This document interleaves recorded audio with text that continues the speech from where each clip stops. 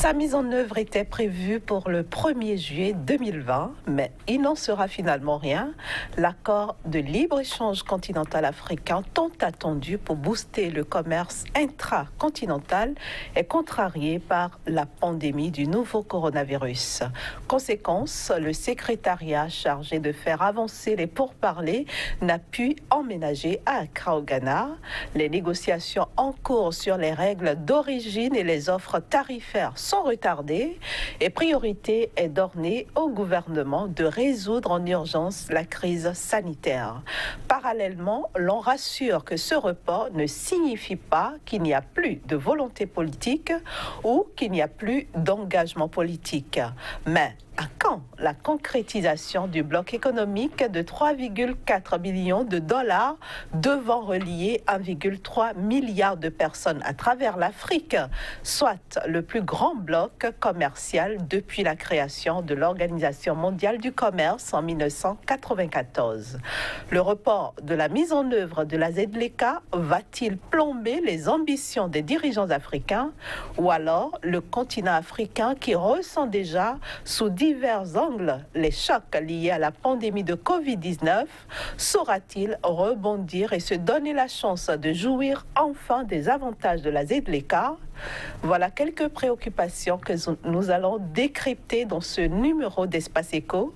Bonjour et bienvenue à toutes et à tous.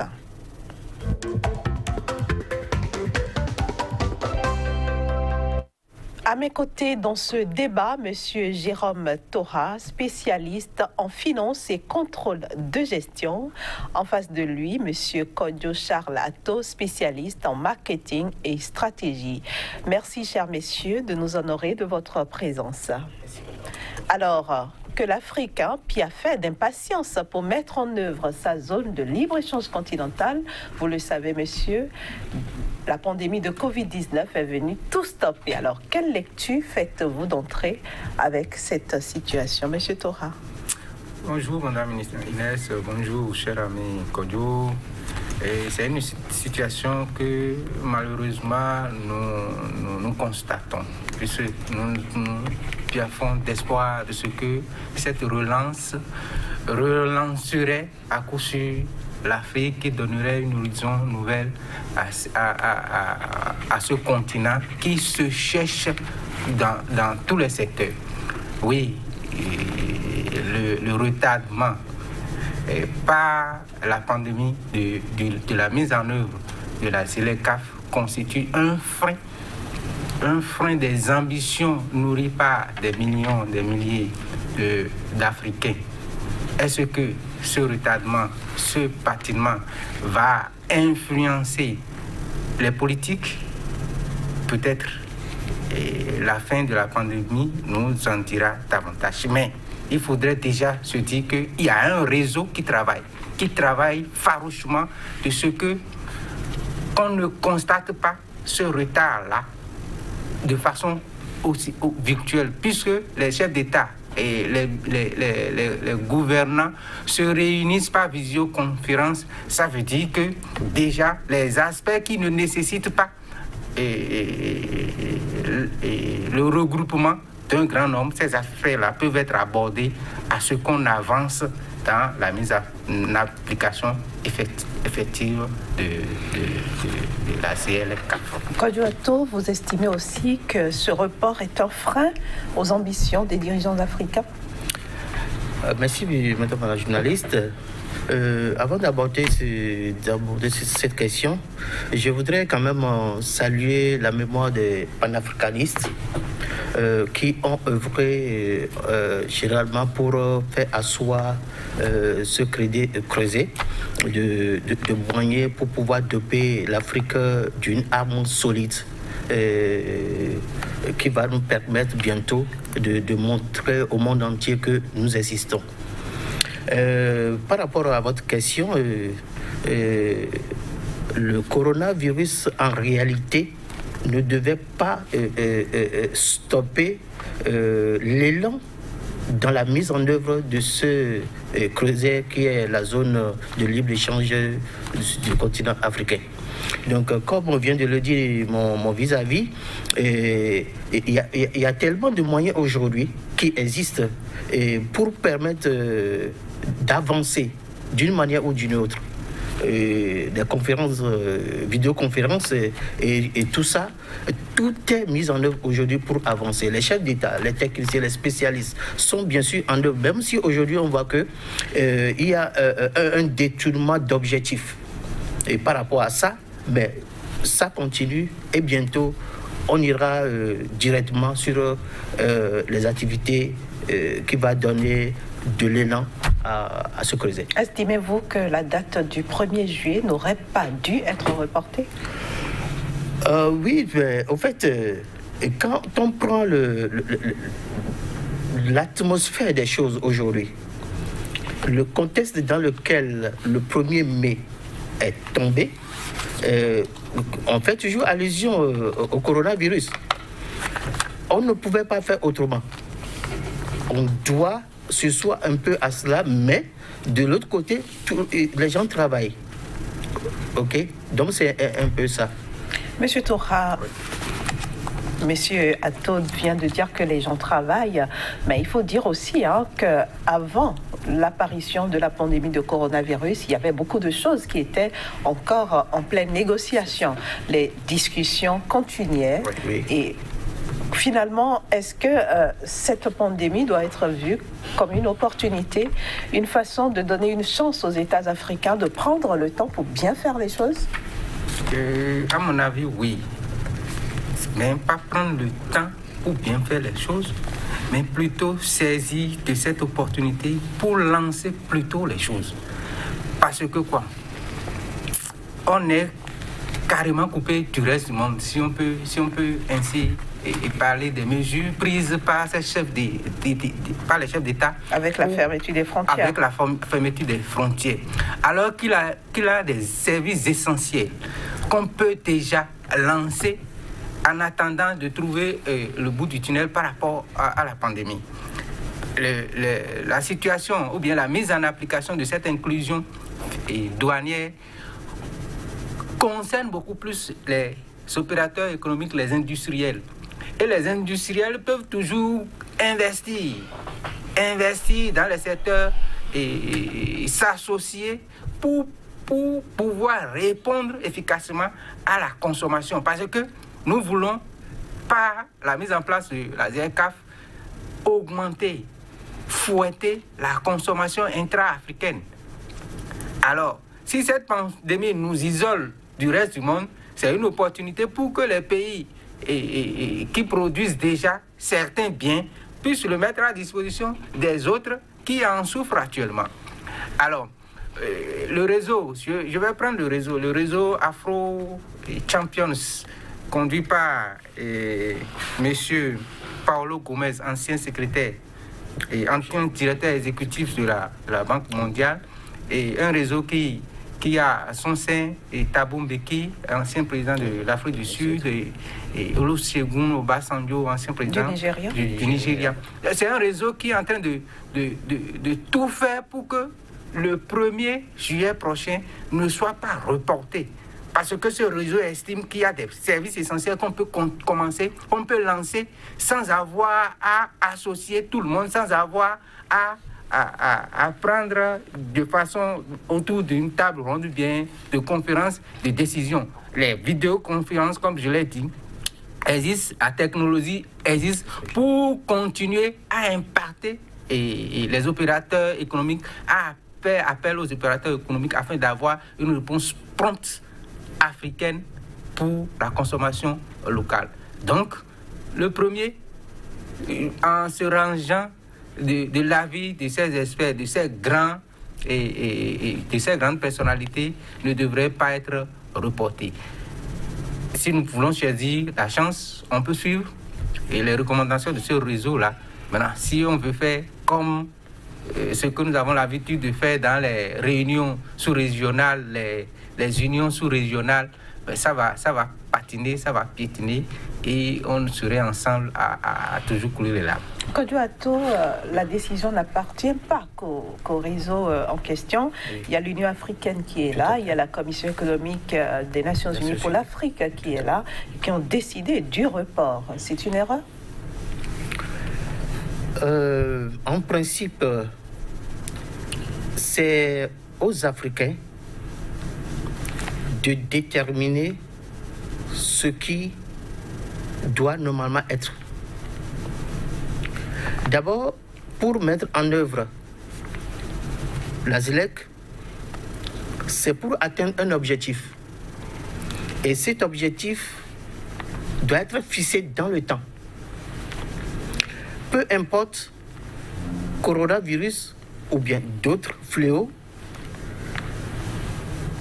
le fait que déjà on a tendance à bloquer la mise en œuvre du 1er juillet ne doit pas être en réalité, à mon avis. Donc c'est aux Africains de savoir, coronavirus ou bien d'autres situations, qu'est-ce que nous voulons? Qu'est-ce que nous voulons faire? Où allons-nous? C'est par rapport à cela qui seront le déterminant d'une certaine prise de décision concernant une suspension qui a été sondée pour le 1er juillet en question. Quoi qu'il en soit, la date du 1er janvier 2021 est maintenant annoncée pendant que les discussions achoppent encore sur plusieurs points, notamment les négociations commerciales sur les réductions tarifaires, par exemple. Comment est-ce que vous appréciez ça? Ça fait longtemps que les discussions tournent autour de ces points et on n'a pas l'impression de réellement avancer. La réduction tarifaire, en réalité, fait partie de l'un des défis à relever dans la mise en œuvre de cette zone de libre-échange. Mais nous devons quand même reconnaître que nos pays africains ne vivent que sous ces ressources tarifaires. Et déjà, certains pays, ou bien presque tous les pays, voient que désormais, il y aura une coupure de ces ressources-là qui leur permettront quand même, de satisfaire aux besoins de leur population par la réalisation de certains projets. Est-ce que vous voyez? Donc, dans cette situation, et la réduction des tarifs pose énormément de problèmes aux États africains. Surtout quand on fait entrer dans cette situation la politique, mais nous savons tous ce que la politique amène. Mais la politique veut vraiment faire asseoir, et selon ce qu'ils comprennent les politiciens, leur agenda, fait asseoir leur agenda dans la mise en œuvre dans leur agenda politique. Donc, du coup, la réduction des tarifs douaniers pose énormément un problème aux pays africains. Jérôme Tora, oui. Votre avis sur les négociations commerciales, notamment sur les réductions tarifaires? Oui, les réductions tarifaires, au fait, ces réductions tarifaires induisent de manque à gagner au niveau des États. Or, ces États comptent sur ces revenus pour pouvoir investir à l'interne. Mais ça ne devrait pas poser de soucis, parce que si les gens sont décidés de créer cette zone de libre-échange, la zone de libre-échange continentale africaine, c'est parce qu'ils sont conscients de ce que cette inclusion, puisqu'il s'agit d'une inclusion douanière, et effacer les barrières pour permettre à la production des pays de pouvoir s'affirmer à l'intérieur du continent. L'accord oblige d'ailleurs les pays membres à supprimer les droits de douane de 90%. Voilà, donc en réduisant drastiquement, vous voyez, de 90% le revenu qui permet aux États de survivre, certains États qui n'ont pas d'autres sources pour pouvoir mobiliser de fonds sont réticents. Maintenant, il ne faut pas être réticent pour réticent parce que ça doit pouvoir intéresser tout le monde. Et ce dont il s'agit, c'est beaucoup plus, ça concerne beaucoup plus les industriels. Puisque si on oublie cet aspect, on se serait en train de dire non, mais on veut leur arracher des sources de revenus. Or, ce n'est pas ça. Ça oblige plutôt les industriels à s'associer aux plus puissants ou bien aux industriels des pays où il y a davantage certains dans la production de certains biens-là, pour que ça puisse envoyer, puisque quand tu produis et que tu vends, ça génère toujours de tasses à l'interne. Donc les gens doivent pouvoir se fixer ou bien se positionner sur l'autre aspect afin toujours de combler le manque de revenus suite à cette inclusion douanière. Mais ça devait être en fin de compte une décision politique, puisque c'est toujours cette décision politique, c'est toujours cette réticence politique qui fait que nos unions locales ne marchent pas. Puisque quand il s'agit de donner, les gens ne veulent pas. Mais quand il s'agit de prendre, de se saisir de toute opportunité venant d'autres pays frères, comme on le dit, d'autres pays amis, ils sont prêts à le faire. Mais faire et oublier ou bien se sacrifier pour l'intérêt de tous, je crois que politiquement, nous ne sommes pas encore prêts. Kodouato, est-ce que finalement les États ou certains États africains ne seront pas perdants dans cette histoire? Bon, quand certains États ne seront pas perdants ou pas, c'est une décision continentale. Donc, ces nations, ces pays qui se voient déjà perdants, doivent se préparer pour ne pas être perdants. Parce que déjà, le schéma est là. Il ne peut pas faire autrement. Quand on prend nos pays africains, qui ne sont que des pays essentiellement consommateurs, alors que déjà on n'est pas pays producteurs, ça pose déjà un problème. Alors, ces nations, ces nations qui se voient déjà lésées par rapport au contexte actuel de ce cas, doivent savoir qu'ils n'ont pas le choix. Ils n'ont pas le choix. Ce qui va peser, c'est déjà dans le moyen terme. Dans le moyen terme, où ils vont perdre seulement 1% de leur PIB. 1%. Et que dans le long terme, tous ces pays assemblés doivent bénéficier des retombées de la zone de libre-échange. Jérôme Torra, vous estimez que les pays ne perdront rien?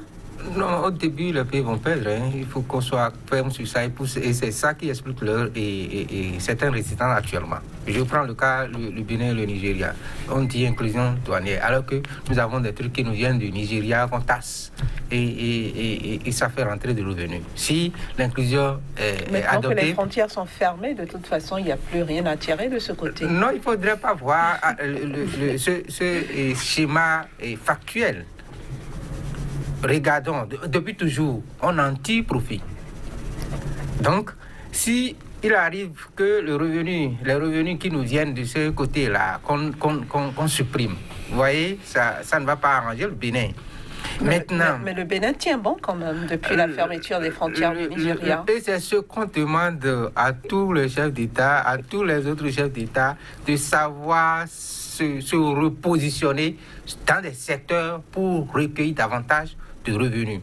Et il faut avoir des cadres de réflexion, des cadres qui pensent à comment faire pour faire profiter à l'État de certains produits, de certains biens. L'inclusion douanière dont il s'agit ici concerne que les biens produits à l'intérieur de la zone. Et les gens vont toujours continuer à faire leurs importations. Donc, si à l'interne, ils n'arrivent pas à subir la concurrence par rapport aux biens produits à l'interne, alors ils seront obligés de faire leurs importations au lieu d'aller à l'extérieur de l'Afrique pour faire les importations. Ils seront obligés de se positionner sur les industriels, les industries à l'interne, les productions locales pour toujours continuer de nourrir leur clientèle, de garder leur marge de manœuvre. Donc, au début, ça poserait un problème, mais après, lorsque tout va être huilé, je crois que chacun va tirer profit. On ne pourra pas... On parle de production de biens à l'interne dans des pays à avantage certain. Ça veut dire quoi? Ce n'est pas que tous les pays vont commencer par se lancer à produire tous les biens possibles. Non. Il y aura requalification. Peut-être que le Nigeria serait, je ne sais pas, le Nigeria ou bien l'Afrique du Sud par rapport à la raffinerie, je ne sais pas, à l'implantation des industries de textile, peut-être que ça peut être le Bénin ou le Burkina. Donc, les pays qui ont davantage à produire certains biens par rapport à d'autres seront priorisés dans l'implantation des chaînes industrielles afin de faciliter, de favoriser au niveau de ces pays-là. Autrement dit, les petits producteurs risquent de disparaître. Les petits producteurs seront forcés à s'associer entre eux pour constituer un lobby afin de toujours continuer à mener leurs activités. Mais si les gens vont rester dans leur coin et pouvoir affronter le grand monde, le grand marché qui vient là, non mais ils auront tort. C'est comme les petits pays aussi. S'ils se disent, nous avons des moyens pour faire l'implantation des industries chez nous, c'est qu'ils ont tort. Parce que si 3, 4, 5 pays se regroupent pour investir dans une industrie, et ça ne serait pas la même chose lorsqu'un seul pays le décide.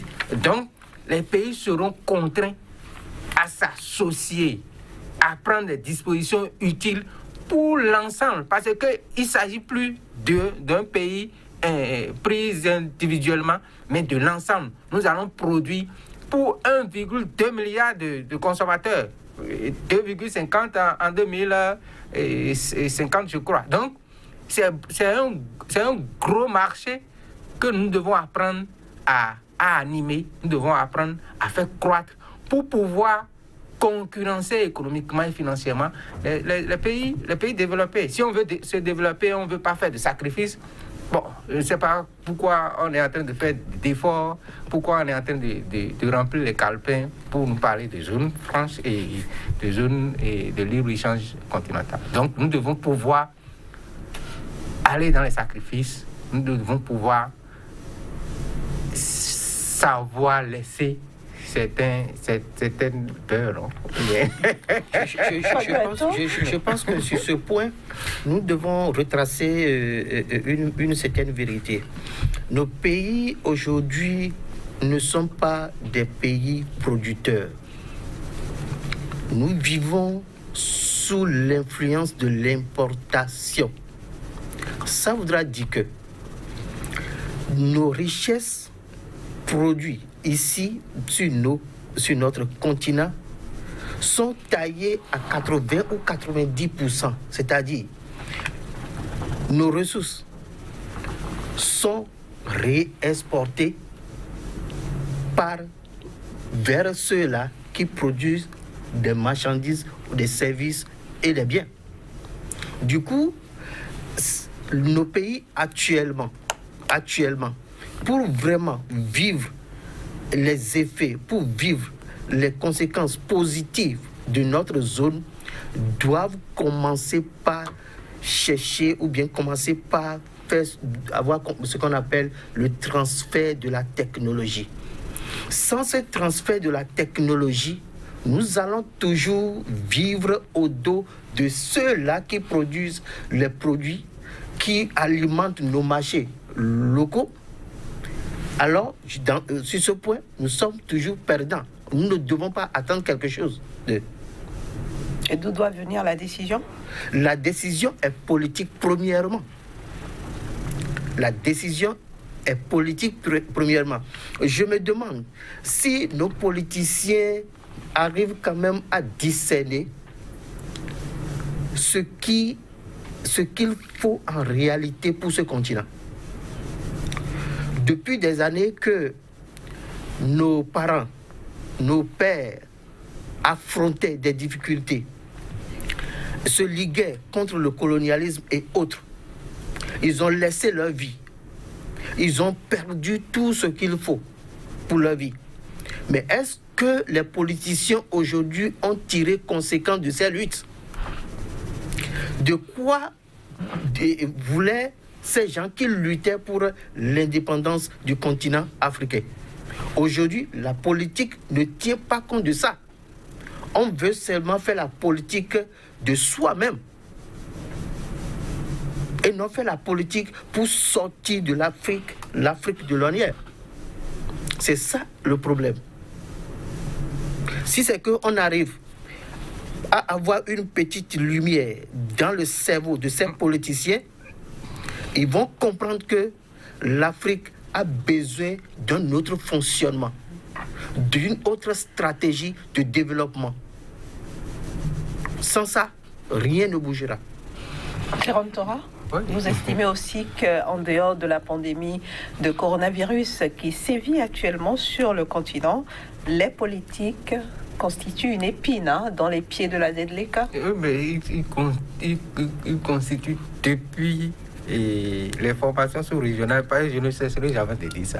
Si nous avons les organisations ou bien des initiatives sous-régionales qui n'ont pas marché, c'est premièrement parce que les gens ne veulent pas lâcher leur pouvoir. Mais justement, est-ce qu'il n'aurait pas fallu accentuer les efforts à améliorer les blocs qui existent déjà au niveau des sous-régions avant d'en arriver à un bloc continental? Je crois qu'au départ, c'était l'objectif, que chaque zone essaie de partir de l'Union, aller à l'Union, de l'Union sous-régionale, aller à l'Union économique, à l'inclusion financière, et puis l'Union monétaire pour parachever. Et on n'en est pas encore là. Mais quelle est l'organisation ou bien sous-régionale qui a pu passer toutes ces étapes en dehors de l'UEMOA, disons de la CEDEAO, qui fait un pas et puis 5 pas en arrière, puis 2 pas après? Vous voyez, le frein, c'est le défi politique là qu'il faut relever. Et je crois, si nous avons des lobbies, de plus en plus, lobbies africaines, comme Afro Champions, c'est pour pouvoir contraindre les politiques à lâcher de l'Est pour qu'on aille à ces regroupements pour le développement de l'Afrique. Nous parlons de freins causés par la pandémie de Covid-19. Et les gens se sont retrouvés, non? Les gens se sont retrouvés, même si ce n'est pas physiquement, virtuellement, pour décider des marches à suivre. Mais quand ils se sont retrouvés pour décider, ils n'ont jamais voulu que les scientifiques se regroupent aussi pour leur imposer une action ou bien une action africaine par rapport à la pandémie. C'est des décisions isolées de pays. Madagascar fait son lobbying et continue de le faire, seul, peut-être avec quelques soutiens. Mais ça s'arrête là. Quelle est la solution africaine au Covid? Il n'y en a pas. CVO ou bien Covid s'organise, ça intéresse qui? Personne. Et Avipirine, ça intéresse quoi? Qui? Personne. Même le protocole de la chloroquine, ça ne fait pas ce truc-là. Donc, isolément, on essaie de trouver de remèdes pour pouvoir se sauver la face. Mais au fond, le problème reste et demeure. On sera toujours là à tergiverser, à vouloir faire des négociations, à vouloir obliger. Non. Si quelques-uns sont prêts, qu'on y aille. Et puis les autres vont suivre. C'est la marche à suivre. Sinon, on serait toujours là. Dans 50 ans, les autres aussi vont venir sur le plateau pour parler des si 54 pays ont pu signer l'accord, M. Kodjoato, oui, c'est qu'ils sont décidés à réellement faire bouger les choses ou pas? Vous savez, le contexte dans lequel cette signature a été faite et nous amène à nous poser pas mal de questions. Vous savez, actuellement, nous ne sommes pas encore indépendants. Ce problème-là est là. Ces pays, par exemple, tout à l'heure, on a parlé pourquoi les organisations sous-régionales n'ont pas marché. Premièrement, c'est parce que ces organisations ne sont pas financées par les Africains. La ZLEC, mais qui est là, qui a été signé par mal de 54 pays. Voilà. Mais le financement même viendra d'où? C'est ça l'interrogation. Croyez très bien que depuis des temps anciens jusqu'à nos jours, nos gens, l'Occident, n'a jamais accepté l'indépendance de l'Afrique. Parce que déjà, ils dépendent de nous. Mais d'où venez-vous pour qu'aujourd'hui, vous cherchiez à vous libérer devant nous, étant donné que nous sommes encore toujours puissants. Toujours puissants. Donc, le problème est là. Le problème est toujours là. Le financement, nous devons régler le problème de financement des projets africains.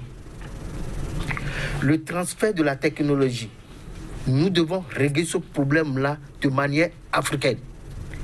Si on ne le fait pas ainsi, et qu'on va toujours regarder, pointer nos yeux sur ceux-là qui n'ont jamais voulu que nous développions, je ne pense pas par quel miracle toutes ces choses-là vont être abouties.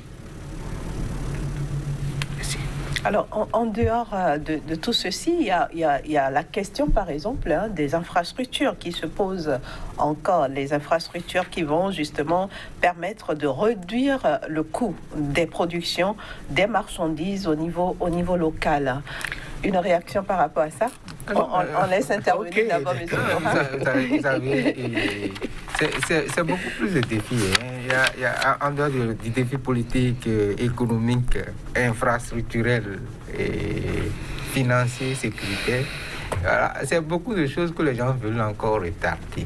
Vous savez, elles devraient attendre fortement la mise en œuvre là, avant de se concerter à financer les infrastructures. Je crois que non, puisque déjà, chacun de ces pays-là appartient à un bloc sous-régional. Et dans ce bloc sous-régional, ce défi d'infrastructure est toujours là. Les gens doivent cotiser pour financer les infrastructures, que ce soit en communication, que ce soit les infrastructures routières, que ce soit les moyens de transport aérien, ferroviaire et autres. Là. Les gens doivent pouvoir trouver de lobby pour le faire. Et pour le faire, ce n'est pas attendre la Chine, la France, les États-Unis. Nous avons des opérateurs qui sont prêts à ce qu'on leur donne le OK pour pouvoir investir et permettre à ce que la production d'huile qui va quitter le fin nord du Sénégal là, ne vienne pas au centre plus cher que ce qui quitte la Chine pour le même Sénégal. Il ne faudrait pas qu'on retarde le développement faute de décision politique. C'est la décision politique en toute chose, puisque je ne vois pas quel mauvais cette décision, le Bénin, le Togo prendront en disant qu'ils construisons une voie ferroviaire qui relie nos deux pays afin de faciliter le transport des biens et marchandises entre nos deux pays. Je ne vois pas si en prenant une telle décision, ça les retarde. Non, je ne crois pas. Et Covid n'a rien à voir avec ça. Je ne crois pas que le Nigeria, le Togo, le Bénin, le Niger, je ne sais pas, la boucle ferroviaire, là, financer ça pour que cela puisse véritablement apporter un mieux-être en termes d'emploi. On parle d'infrastructure, mais ça donne beaucoup d'emplois également. Et ça permet de réduire le coût des biens. Je ne vois pas prendre une telle décision et le faire en quoi ça va retarder le développement à l'interne. Mais les politiques vont décider de quel opérateur il faut mettre là pour pouvoir sauvegarder des intérêts. Et là, ça va piétiner. Et si ça piétine sur l'ensemble. Parce que voilà, au sein d'un petit bloc sous-régional, que ça piétine. Mais ça impacte le reste de l'Afrique. Et ce problème, ça se situe un peu partout. Donc, attendre pour pouvoir prendre des décisions formelles, de pouvoir renouveler les infrastructures, parce que ceux qui existent et celles qui existent sont en de piteux états, et relancer les transports, relancer les communications. Voilà autre chose. Nous sommes ici. Comment on fait pour avoir les connexions Internet ou autres là? On n'en sait rien. On importe tout. Alors qu'on pouvait avoir de la solution interne africaine par rapport à ça. On a des surdoués, des têtes pensantes pour ça. Je suis tombé sur une vidéo qui montrait l'évolution de la médecine locale africaine. Qui va jusqu'à faire l'opération du crâne. Ouvrir la boîte crânienne pour soustraire je ne sais quoi, pour guérir les gens. De façon traditionnelle. Ça veut dire que nous avons évolué et que les gens peuvent se renfermer, je ne dirais pas, revenir à la source pour prendre des exemples d'évolution afin d'accompagner cela par la nouvelle technologie et évoluer. Mais on est là, on veut que ça descende. Puisque les autres ne prennent pas la décision, comment nous allons toujours bavarder et puis ça va s'arrêter là, ça va passer. Peut-être que beaucoup vont suivre l'émission et d'ailleurs très peu viennent à suivre cette émission parce que ce n'est pas politique, comme c'est économique. Et que ça n'intéresse plus. Alors que ça devait être ce que tout le monde ou bien la population doit pouvoir voir pour se dire, si nous voulons aller au développement, si nous voulons aller, c'est ce que nous devons faire. Mais on est là, on les suit et puis ils nous traînent aussi. Quand tu attends, vous vouliez réagir? Oui, ma réaction est simple. Et moi, à mon avis, les infrastructures routières ne doivent pas être un frein. On en a suffisamment déjà. Vous estimez qu'on en a suffisamment? Parce que vous savez pourquoi? Ces gens-là sont tellement intelligents que lorsque vous produisez vous élaborez des projets, d'accord, qui vont dans le sens des infrastructures routières, c'est vite financé. Par contre, quand vous élaborez des projets qui vont dans le sens de l'industrialisation, vous n'aurez pas de COPEC. Vous n'aurez pas cet argent. Donc du coup, depuis des années, des projets sont orientés vers des infrastructures. Et ça existe. Nous, aujourd'hui, je pense que des gens peuvent quitter la Mauritanie jusqu'au Nigeria sans problème. Aujourd'hui, c'est déjà un effort. C'est déjà une réussite.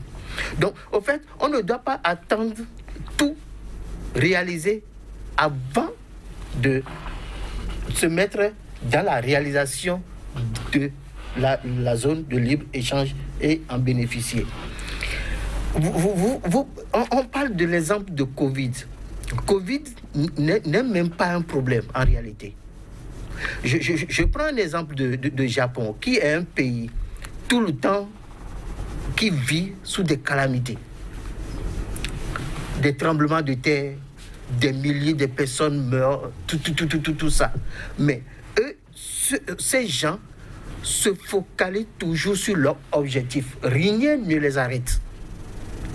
C'est pourquoi je disais, le Covid-19 ne doit pas être un frein, ne doit pas être un obstacle pour les Africains. Plutôt une opportunité pour dire aux Africains, voilà des menaces qui sont tout le temps à vos pieds. Décidez-vous et rapidement. Prenez-vous en charge pour que vraiment l'Afrique sorte de ce que nous avons là actuellement. Finalement, vous êtes un peu en train de cautionner la position de ceux qui estiment qu'il faut une mise en œuvre rapide de la ZLECA pour justement contribuer à accélérer la reprise économique de l'Afrique après les effets de Covid-19. Tout à fait. Jérôme Thora? Oui, mais c'est toujours ce que l'Afro-Champions défend. Il dit il y a des choses qu'on peut faire maintenant. Donc, si on peut, les négociations, les accords de libre-échange, on a besoin d'être ensemble avant de dire oui, nous acceptons. Après, le moment va permettre, on va poser les signatures, non? Donc, il faudrait peut-être que la pression soit plus forte. Il faudrait que les politiques se décident à enfin lâcher un peu de leur pouvoir. Puisque c'est nous, population africaine, qui leur avons donné ce pouvoir-là. Nous leur demandons, bon, laissez ça pour qu'ensemble, là, on puisse avoir le mieux-être. Parce que c'est impensable que 1,2 milliard de population continue de traîner. Alors que si nous prenons les États-Unis, ils ne font pas le nombre. Mais pourtant, ils sont dynamiques, organisés et ils gouvernent le monde. Nous, on veut être toujours gouvernés. Alors qu'on a tout pour gouverner le monde. On a tout. Tout se trouve chez nous. Les ressources, c'est chez nous. Mais on est là, en train de voir... Vous regardez par exemple l'histoire, puisque nous sommes en train de parler des infrastructures. Regardez, l'air Afrique a disparu, bien est morte depuis longtemps. Pourquoi? Parce qu'on a été chercher un Européen qu'on a mis à la tête de la compagnie et qu'il a mis complètement au fond du gouffre. Après, c'est des compagnies disons, parcellaires, je dirais, chaque pays s'efforce à pouvoir mettre en place une compagnie parce qu'ils y trouvent un intérêt. Mais est-ce que ça arrange tout le monde? Ça n'arrange pas tout le monde. On va rester sur la question, Jérôme Thora. On passe la parole à Kodjo Atto pour conclure. Oui. Pour conclure, je voudrais dire ceci. Qu'avec ZLEC, l'Afrique est bien partie.